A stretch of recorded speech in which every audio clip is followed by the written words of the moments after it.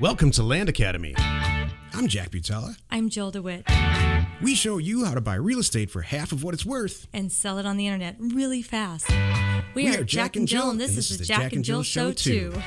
With over 15,000 completed transactions, we're the experts at acquiring property. Of all kinds, not just land. For half price and flipping them for way more. All right, let's get this show started. Jack Jill here. Hey. Welcome to the show today. In this episode, Jill and I talk about how Jack Jill use our calendar to succeed buying and selling real estate. Before we get into it, though, let's take a question posted by one of our members on the landinvestors.com online community. It's free. We're Jack and Jill, and now we're Jack Jill. Is this just one word? You just kind of... Is this just... Hey, you want to know why it says Jack Jill? Yeah, why? I'm just sitting here going, So I picked up on it at first, and he did it again. Because so SEO Jack Jill? doesn't like the word and. Oh. Here's another reason. We are jackjill.com. Oh. We are not Jack and Jill.com. We should say jackjill.com. Hi, my name is jackjill.com. I'm just kidding. I got it. I was just teasing you, so thank you. All right, Jason asks, in my most recent marketing campaign, I found a landowner who asked me if I could help him finance a land sale to his neighbor. The landowner says that he is too old to do the owner finance, but the buyers haven't been able to find a bank loan for a subdivided section of his land. Interesting. This is very interesting. It seems to me that if someone who invested in a promissory note might be interested in that business, but I don't know how to find such an investor. Do you have any advice on what to tell the seller? Yeah, there's a website called LoanMLS, LoanMLS. I have no affiliation with this in any way. But in my spare time, I love perusing it because there's a bunch of notes for sale in there.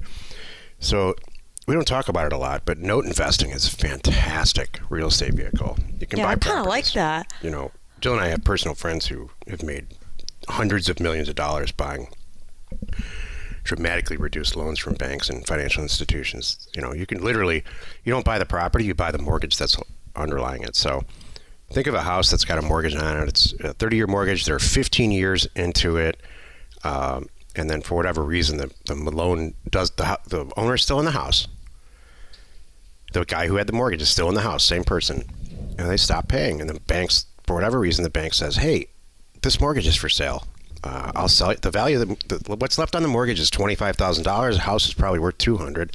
I'll let you have the mortgage for $10,000. What do you say? See if you can get this guy to start paying again. Now you're buying a $200,000 house for $10,000, or you're buying the note associated with it. And by the way, you can foreclose on that if you want, depending on the local rules. So this whole business of loans and buying the notes and stuff is really a good idea. I've done it several times. We don't do it right now because this other stuff we have is so incredibly profitable. But so every once in a while, to the direct point here, Jason, someone calls us and says, will you buy, Jack, will you go buy this piece of land for me? Will you pay cash for it? It's $25,000. Sell it to me for $25,000, and I'll pay you over time. And that's what's going on here. And my answer is no. Not because it's not a great... It's not our business model right now. That's it, Jill. That's it. You nailed it. Yeah, it's not crazy. This is not crazy. And I give kudos to the guy for thinking of this, and saying, hey, since you're calling me, maybe you'll do this. Yeah, so the answer is no. And Jason, your answer should be no, because unless this is what you want your business to be. That's true. It's every once in a while someone asks me if I want to buy a golf course too. And I say no. This is a good example too of, I tell people when you're getting into this business, have an open mind. Your niche will find you. And maybe this niche might sing to this guy. And Jason might be going, you know what? This is my niche. Nobody's doing it. They're all doing this. I'm going to sit back and do this kind of stuff. This is not crazy. Exactly. So I love it. Good stuff. Good job. This is, this plays to kind of what we're talking about today, where you have to stay focused and stay organized in the niche or the basic general real estate little subsection that you want to be an investor in. It's true. Because you can't go look for office buildings You can spend, Jill's famous for saying, you're going to get sidetracked on one deal and think about how many deals you would regularly do. Right. During that time where it's just, you don't want, the office building that somebody just threw on your desk as an acquisition opportunity might be the best deal. It might be the deal of your lifetime. How many deals that you do if you're a regular land investor, how many deals are you going to miss out on now? That you spend all this time mechanizing. Learning about it, because this is not, so you're not a commercial person, so we had to learn that, and then we had to learn about this part of it, and then we had to learn about the regulations, and we had to learn about all this stuff. Never mind, you're not doing your day job, buying and selling the things that you know how to do well in your sleep, and then in the end you might have lost some money. How many times, Jill, have you and I stood next to each other at a cocktail party? And when I say cocktail party, I really mean like grown-up kegger. I was going to go, wow, I haven't been to a cocktail party in a while. Let me think. 2? And people say, hey, what do you guys do? And we say, oh, we're real estate investors. We own a real estate data company. And they say, oh, really? My Aunt Sally has a piece of property over here. And then it's just both of us look at each other. Because that might be the greatest deal there ever was. Yep. But that's not what we do. I call them one-offs. Yes. That's what this question's about. It's about a one-off. And the whole time that's happening, Jill and I have tens of thousands of letters in the mail. People are opening our offers as we speak, as we're talking to this person at this kegger. Right. And they're signing them and putting them back in the mail. Mm-hmm. So we're buying property while this guy's going on and on and on about his Aunt this Sally's one property. great deal. Yeah. So try to avoid one-offs. Mm-hmm. If you have a question or you'd like to be on the show, reach out to either one of us at landinvestors.com. Today's topic, how Jack Jill use their calendar to succeed. In talking to Jill, this is me to the show. In talking to Jill before the show, I just learned that she uses a calendar a lot differently than I do. I learn a lot about Jill on this show. I thought you were going to say, here's what I thought you were going to say. In talking to Jill before this show, I found out she uses a calendar. That's really where I thought it was going to end. Because I'm going into this, I'm not sure you believed me. So I know she knows when we record, so I see her then. And I know she has it down pretty much when our member call is on Thursday afternoons. Oh my gosh. But other than that, I'm really not sure what Jill does. Wouldn't that be great? You know what? That's how I know when we've arrived. Yeah. When I'm not sure what you do, you're not sure what I do, and we're just like, we have to swim through money to get to the bed every night. I love it. That was the thing I was thinking about. One of my funny things is when we're at a cocktail party and people say, me, they're talking to me specifically, and they're like, so they look to me before they've asked Jack. They're like, so what do you do? And then Jack always, his response is, yeah, I want to hear this too. What do you do? It's really, and all this time, I thought it was a compliment, and now I realize you really don't know. So let me clarify here. I actually do stuff, and I do have a calendar, and I do use it. Now we got that out of the way. I know you have one. I've seen it. Okay. And it's not a printout on the refrigerator showing, hey, Friday school carnival. No. So here's a fact. I mean, I live and die. We talked about it a couple shows ago. I live and die by my calendar. I live and die by your calendar. I also, in my defense, I said during that show that it's a super bad idea to force your version of how you use a calendar on someone else, even if they're an employee or a child. It just never works. Everybody's got a different idea about how to use a calendar. So very briefly, this is how I use mine. You know, my whole rest of the year, almost literally is and next year is plotted out in this calendar. You know, and I have time to do research in there. I have time to do video, time to do this show, time for product launches, time for meetings, and on and on and on. And so the net effect of that... I hope I'm on the calendar. There's a bunch of stuff on there that relates to you. Okay, thank you.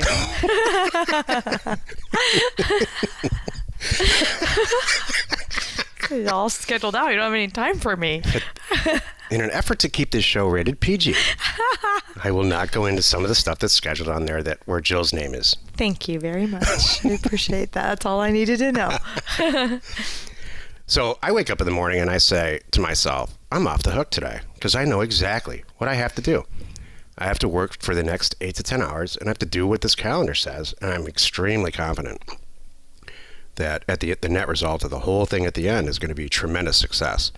Whether it's Land Academy, Offers Academy, or all these companies that we started, or quite honestly, just flipping real estate. If something goes wrong, and it always does, my immediate reaction is to adjust the calendar. For instance, and this happens to everybody, usually on Monday for one of our websites blows up, or there's some huge issue somewhere. Now I've learned over time to just budget some time for that. So it's in the, it literally says, website blow up Monday morning. And there's like an hour. So, and good for me if that doesn't happen. I got an extra hour. Yeah. So that's how I use a calendar. It's pretty military and it's not for everybody, including the people that are in the studio. Excuse me, I'm writing over here. Wednesday afternoon, spousal blow up. Just kidding. Marital disagreement. 15 minutes, go. Yeah, I'm going to put that on there every day. And if it doesn't, just kidding. No, you know what I mean? So. You know what I noticed? One thing we don't schedule socially is dinner, like food. And which is good, probably. You can't have everything scheduled. It'd be boring. I know. You could. No. I don't know if I could. So, how do you use a calendar, Joe? Well, I print it out. No, you don't. I don't. No, seriously, this is a serious question. Well, all my, you know what? I use, what's funny? You use time chunks specifically, and I use specific start and end times for all meetings, all the recordings, all those things that really have a firm start and end time. And then I use kind of bigger chunks for numerous projects at once. Like, maybe I need to revamp my Facebook bio, along with maybe all my social media stuff needs to be revamped because I'm actually working on that right now. So I'm not going to put 10 minutes for all of those. I'm going to do a 1 hour chunk or a 2 hour chunk and get them all done, kind of thing. And I often will do all day projects because I need to really, some of the stuff I'm doing is marketing and you got to sit down and think about stuff a little bit. So I'll give myself big chunks of time to do that. So what's hard is, which I myself am bad about this, is getting pulled out of it. Yeah. You get distracted. Mm-hmm. I agree. So that's a challenge for everybody. Mm-hmm. When it's in there, you almost got to, turn off your phone, close the door, and tell everybody I'm not available. Because really, most times, isn't 2 hours going to make a difference? No, it can wait 2 hours. I read a study recently that said, if you wait 2 hours, it actually said, if you wait 2 hours, whatever it was, the person who sent it probably solved it already. That's true, too. So that's how I treat email, by the way. Like, if something's blowing up and it's on fire, this is with our people now, Skype me. Mm-hmm. If it's something that, a little bit sideways or needs to be addressed at some point, send me an email. Mm-hmm. But know full well that I'll probably answer to Skype pretty quickly. And if it's a sky is falling situation, you're going to hear about it. So Skype is getting used properly in this company, our companies, the right way. Mm-hmm. The email thing, I've seen a lot of people fail in life because they use their email as their to-do list. So they're allowing other people to control their time. Mm-hmm. And that's a really bad idea. That's true. If you wake up in the morning, not you, but listener, wake up in the morning and the first thing you do is check your email, that's not a good idea. I think that I've failed at that for quite some time. Mm-hmm. My suggestion would be to block out some time, like maybe 10 or 11 Like 3 times a day. I think that's too much. I just think maybe between 10 and 11. Well, like morning, late afternoon. Mm-hmm. But yeah, if you don't do that, you are a slave to your email, and then you'll get nothing done. Right. That's true. For us, it cuts into our production time. The value that Jill and I add, for better or for worse, this day and age, is producing audio and video and communicating with the public. all the other tools that we have, and the websites and the real estate tools, seem to be more successful the more that we put ourselves out there and contribute with unique content. I hope it's unique. I hope it's qualitative. I don't know. I'm so sure. that is a challenge. If you're sitting and dealing with email all day, for us, it's just a mess. It's not. If you're doing stuff, for me personally, let me wrap it up this way. For me personally, if I'm not doing what's in my calendar, it's not being effective. Mm-hmm. I see the wheels turning. No, I'm just thinking about, I'm thinking of our listeners and thinking, okay, this is great, Jack. I need a little more to work on here. So what I hear is maybe it's you need to create a website. You're not going to put create website on Tuesday. Let's be realistic. But you can put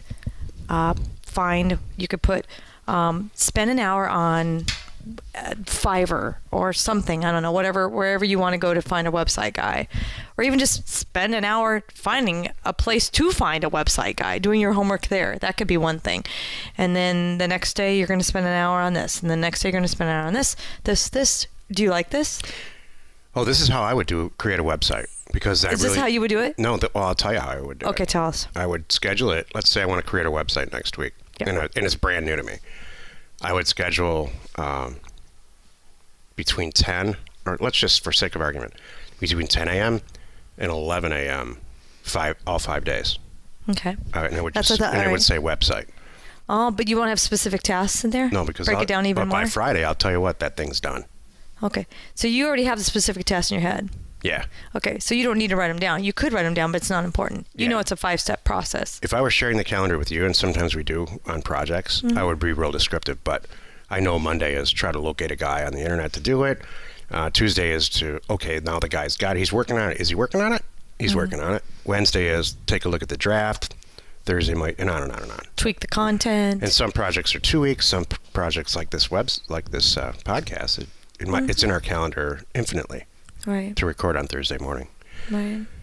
So, I mean, that's just infinitely. Oh, Jill just shrugged her shoulders. I have to do this the rest of my life. Infinitely. I know. You know what? We're going to be like 80. Are we going to have a show when we're 80? Jack, what's going to happen? If we have more than 4 listeners. Hi, this is Jack and Jill and the grandkids. Could you imagine? Because we're 80. Yes, Grandma, we're doing the Jack Jill show. Could you imagine? Because we're out of guests. No one will talk to us anymore. Yeah. So we pull in random family members to be a guest. Dad. This would be awesome. Dad, Mom. It's time to stop. Stop. No one listens. No one.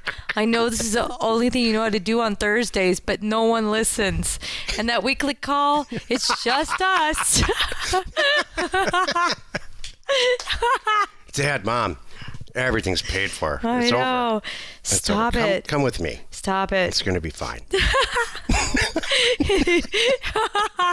It evolves to, you know what this show would evolve to? It'd be evolved to Jack's Corner with fishing lures. Yeah. There's a lot of fishing stuff. It's a lot of fishing. This is what I caught last week. What would my corner be? I don't know what mine would be. I don't know. Okay. I don't know what it would be. What would be mine?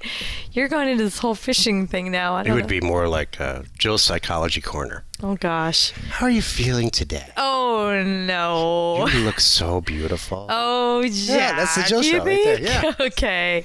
Tell me about your feelings. Silly. With Jack. Why do you think you felt the need to yell at the trash man today?